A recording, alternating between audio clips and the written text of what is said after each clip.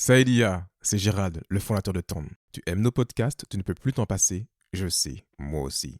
Nous avons mis en place l'abonnement participatif et j'y crois énormément. C'est toi qui décides du montant de ton abonnement. Cela peut être 50 centimes, 1 euro, 5 euros ou plus. Le montant est libre. Pour ce faire, c'est très simple. Il suffit de cliquer dans la description des épisodes sur le lien LibéraPay. À très vite. Merci de ton soutien et bonne écoute.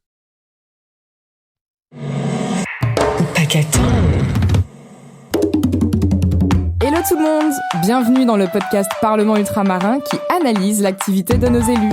On a voté pour eux, ils sont là grâce à nous. Mais que font-ils pour nous ? La séance est ouverte. Bonjour à tous, la séance est ouverte. Bonjour à tous et bienvenue dans ce nouvel épisode de Parlement Ultramarin. Ce mois-ci, on repart en Guyane. Enfin, pas vraiment. On va commencer en Guyane pour suivre le déplacement d'Emmanuel Macron qui s'y est rendu fin mars. C'était seulement sa deuxième visite depuis son élection en 2017. À l'époque, ça s'était pas hyper bien passé. Vous vous rappelez de sa gaffe sur l'île de la Guyane ? Bref. Ce mois-ci, il était attendu de pied ferme sur pas mal de questions, dont une qui n'était pas prévue à la base, l'autonomie. Si le sujet s'est invité au programme, c'est la faute de la Corse. Je vous explique. Ces dernières années, sous le second quinquennat d'Emmanuel Macron, les discussions sur l'autonomie de l'île se sont accélérées.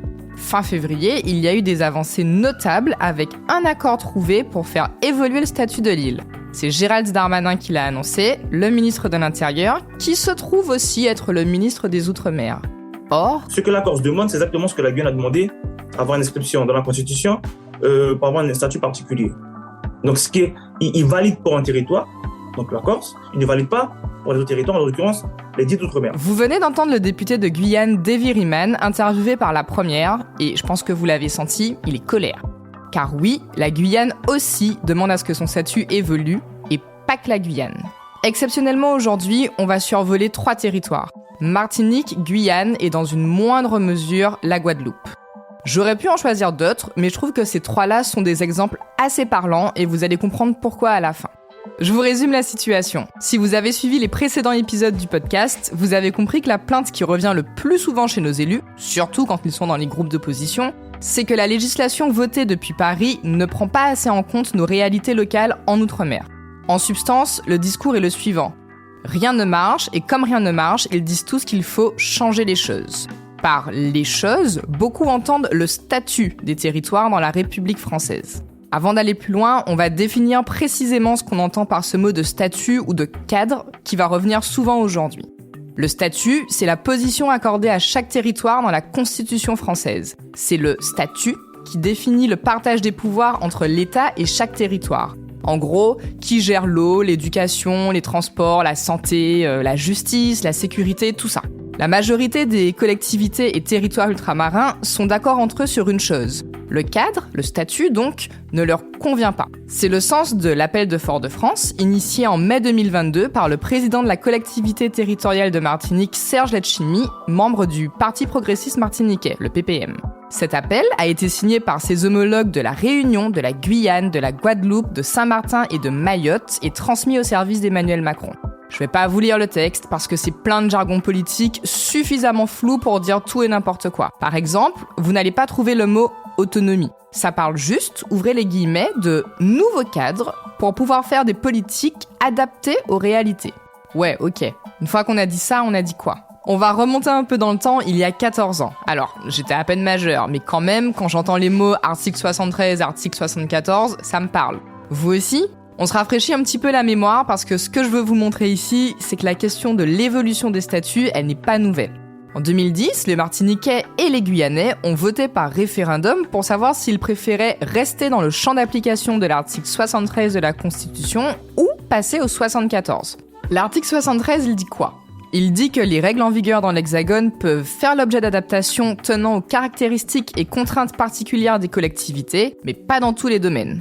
Le 74, il dit quoi ? En gros, il permet la création d'un statut particulier où les autorités locales ont beaucoup plus de pouvoir et de compétences. Je vais le dire beaucoup plus cash. Il ouvre carrément la voie à une forme d'autonomie si les élus locaux et la population le décident. Si vous vous posez la question, oui, le 74 est déjà en vigueur dans certains territoires comme Saint-Martin ou la Polynésie française. Non, pas la Nouvelle-Calédonie, c'est encore autre chose, allez écouter l'épisode là-dessus si vous voulez tout savoir. Donc, en 2010, on pose la question aux Martiniquais et aux Guyanais de savoir s'ils veulent rester dans l'article 73 ou passer au 74. Le résultat est clair et net. C'est non. En Martinique à 78% et en Guyane à 69%.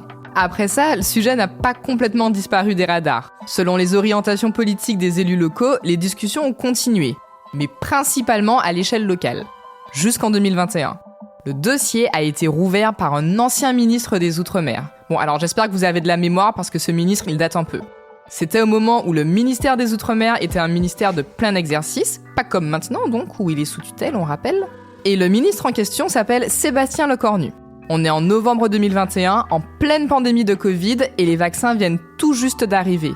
L'obligation vaccinale est imposée par la législation française, et en Guadeloupe en particulier, mais aussi en Martinique, ça ne passe pas du tout. Lecornu se rend sur place, et là... Certains élus ont posé la question, en creux, de l'autonomie par rapport à son statut actuel de département ou région d'outre-mer. D'après eux, la Guadeloupe pourrait mieux se gérer d'elle-même. Ils souhaitent moins d'égalité avec l'Hexagone, plus de liberté de décision par les décideurs locaux. Le gouvernement est prêt à en parler. Il n'y a pas de mauvais débat, du moment que ces débats servent à résoudre les vrais problèmes du quotidien des Guadeloupéennes et des Guadeloupéens. Du concret, moins de paroles, plus d'action. Je vous passe les détails, mais évidemment, ça remet le dossier en plein mi-temps de la scène et les élus ultramarins embrayent. Les discussions s'enchaînent et on arrive en mai 2022 au fameux appel de Fort-de-France. Ouh, ça y est, j'ai raccroché les wagons, on va pouvoir reprendre une chronologie normale. J'espère que vous suivez toujours. Donc, mai 2022, appel de Fort-de-France transmis à Emmanuel Macron.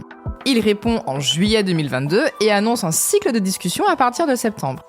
Pour l'anecdote, sachez que fin janvier 2023, Gérard Larcher, le président du Sénat, membre des Républicains, la droite pour ceux qui ont toujours du mal avec les noms, se rend en Martinique. Il est reçu par Serge Letchimy et évidemment, il discute autonomie.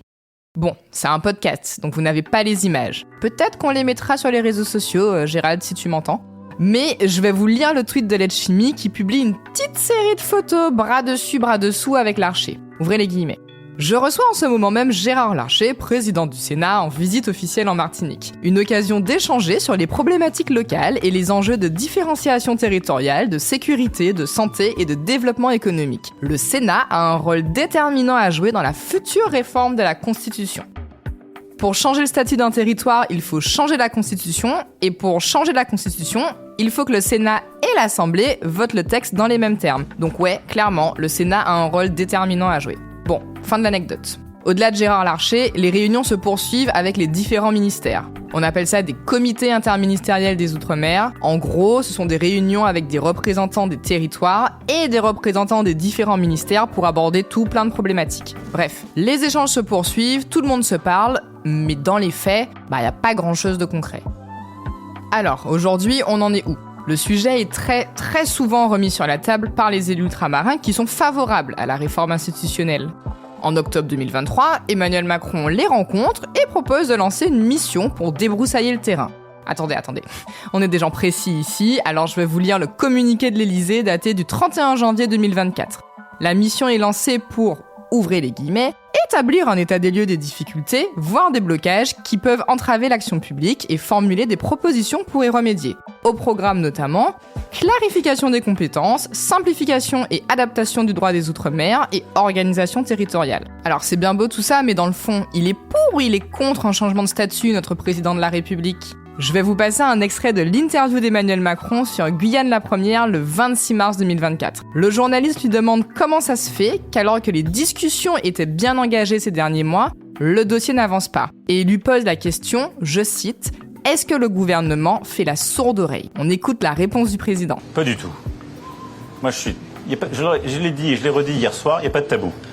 Et d'ailleurs, on va avancer à marche forcée. Mais, il y a toujours un mais.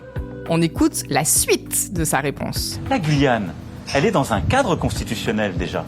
Je ne veux pas être trop technique pour compatriotes qui nous écoutent, mais dans la Constitution, il y a un article qui s'appelle l'article 73, qui définit le cadre pour plusieurs de nos territoires d'outre-mer, dont la Guyane.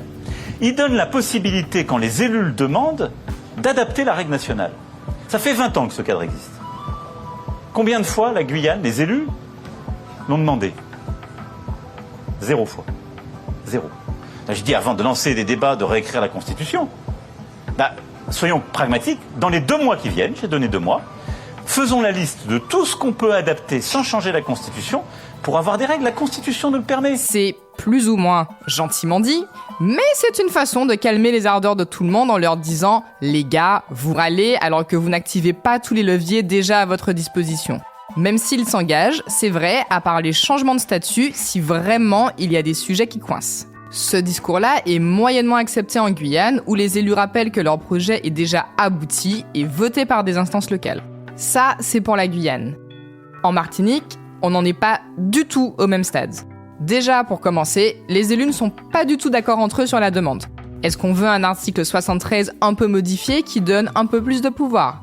Est-ce qu'on veut un article 74 ? Est-ce qu'on veut une 3e option ? Est-ce qu'on ne veut rien du tout ?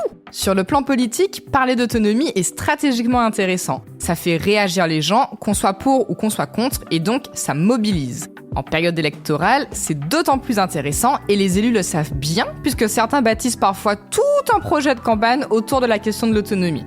Mais une fois qu'on a fait la partie politique, faut réussir à concrétiser. C'est-à-dire proposer un projet solide, clair, et qui soit ensuite soumis à la population, qui doit y trouver son compte. Ou pas. Mais en tout cas, elle doit être consultée. C'est genre la base de la démocratie. Donc vous l'avez compris, pour l'instant en Martinique, on n'y est pas encore. Je vous ai dit au début de l'épisode qu'on allait un petit peu parler de la Guadeloupe. C'est le moment. C'est juste pour vous montrer à quel point un même dossier peut être géré différemment selon les ambitions politiques de nos élus.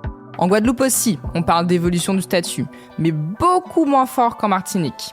Pour vous donner une idée, en 2010, les élus n'ont pas voulu faire de référendum sur l'article 73 ou 74 parce qu'ils estimaient que ce n'était pas le moment, seulement 1 an après la grosse grève de 2009. Aujourd'hui, la Guadeloupe a signé l'appel de Fort-de-France, mais les élus sont encore dans une phase totalement assumée de discussion pour construire le projet. Si vous allez sur le site du conseil départemental, vous trouverez un communiqué du 19 février qui explique qu'une commission poursuit ses travaux à travers un calendrier d'ateliers qui mobilise des élus, des experts, des universitaires, locaux et nationaux. En gros, ils n'ont pas encore de projet bien acté et ils continuent à réfléchir avant de proposer quelque chose de concret. Depuis l'Élysée, Emmanuel Macron, lui, profite du manque de maturité des demandes pour éviter une vraie discussion sur l'évolution de statut de nos territoires. Moi, je suis pragmatique. C'est-à-dire à marche forcée, ça veut dire quoi, Monsieur le Président ? Ça veut dire, en très peu de temps, je vais vous donner le calendrier. Mais moi, je suis pragmatique. Les débats, est-ce que vous pensez qu'un débat institutionnel règle la vie des gens ? Je vous fais la trad. Pour régler ce qui ne va pas, voyez déjà ce que vous pouvez faire avec les moyens dont vous disposez. Et puis si vraiment vous me démontrez que vous ne vous en sortez pas, que vous êtes d'accord entre vous et que la population vous suit, là on s'assied autour de la table et on discute sérieusement. En Corse, il a fallu des décennies pour arriver à ce stade et pousser l'État à se saisir du sujet. Je signale au passage qu'en 2017, Emmanuel Macron tenait pour la Corse le même discours que pour la Guyane. À savoir, pas de promesses, mais pas de tabou. Allez, on se quitte là pour aujourd'hui et je vous retrouve le mois prochain pour fêter notre... je vous retrouve le mois prochain. Salut! Et voilà, c'est tout pour aujourd'hui, la séance est suspendue. N'hésitez pas à nous faire des retours sur les réseaux, à nous mettre 5 étoiles et à partager autour de vous pour faire entendre les voix ultramarines. Au paquet